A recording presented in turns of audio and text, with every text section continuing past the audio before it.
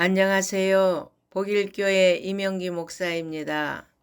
오늘은 역대상 9장 묵상입니다.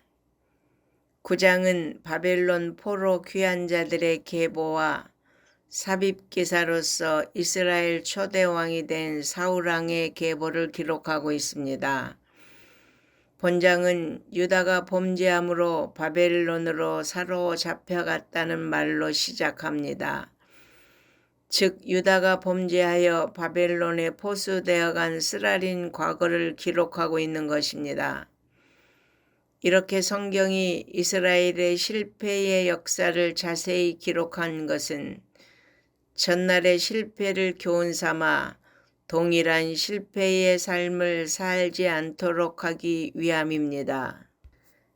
그래서 사도 바울은 저희에게 당한 일이 거울이 되고 또한 말세를 만난 우리의 경계로 기록되었느니라 라고 말씀하고 있습니다. 그런데 이스라엘 백성들은 역사로부터 교훈을 삼지 않고 조상들이 범한 것과 같은 동일한 잘못을 범함으로 실패의 삶을 살았습니다. 이 얼마나 어리석은 일입니까? 그러나 이러한 어리석음은 이스라엘 백성들만이 아니라 모든 인류가 저질러 온 것이기도 합니다. 인류는 역사를 보고 교훈을 얻지 못하고 동일한 잘못을 반복하며 왔습니다. 그러므로 우리 성도들은 성경에 기록된 실패의 역사를 보면서 그런 실패를 반복하지 않도록 하나님께 순종하는 삶을 살아야 하겠습니다. 바벨론 포로에서 귀환한 사람들 중에 가장 먼저 소개되고 있는 사람들은 제사장들과 레위인들 그리고 느디님 사람들입니다.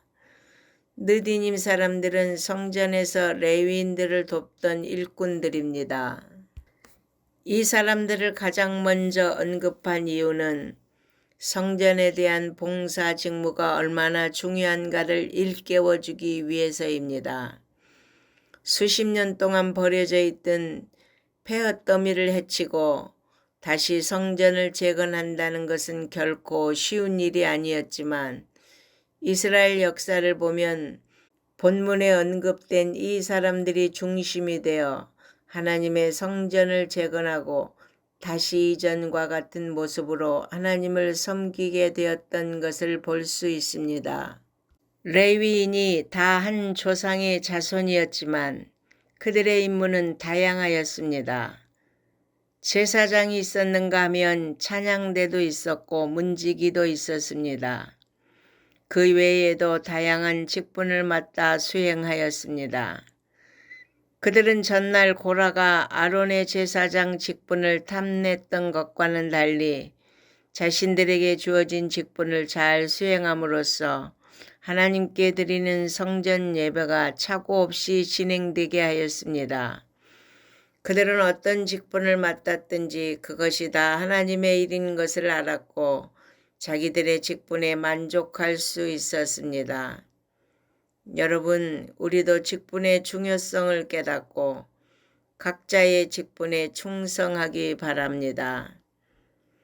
압달락은 바벨론 포수 후 예루살렘에 귀환한 제사장과 레위인 대표자 명단을 밝히고 그들의 주요 직무를 회고하는 내용이었습니다. 이제 본달락은 이스라엘 초대왕 사울을 중심한 족보가 기록되어 있는데 8장에서 이미 언급한 기사를 반복하고 있습니다. 이는 다음 장에 이어지는 사울의 기사와 연계시키고 본격적으로 다윗 왕조의 이야기를 시작하려고 한 것입니다. 지금까지 우리는 다윗 언약을 중심으로 한 가계별 편집 족보를 전체 9장에 걸쳐 살펴보았습니다.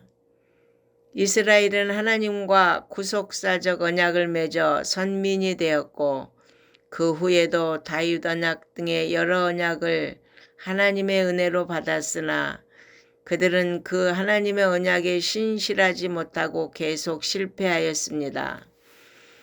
그러나 하나님은 변함없이 그 언약에 신실하시어 비록 그들의 범죄에 대하여 일시적으로 징계를 하셨으나 선민을 통한 하나님의 구원의 역사는 계속 진행되었습니다. 이러한 하나님의 은혜에 의한 선민 역사의 연속성은 태초부터 종말까지 진행되는 하나님의 구원 역사에 대한 확실한 신뢰를 갖게 해줍니다. 아멘.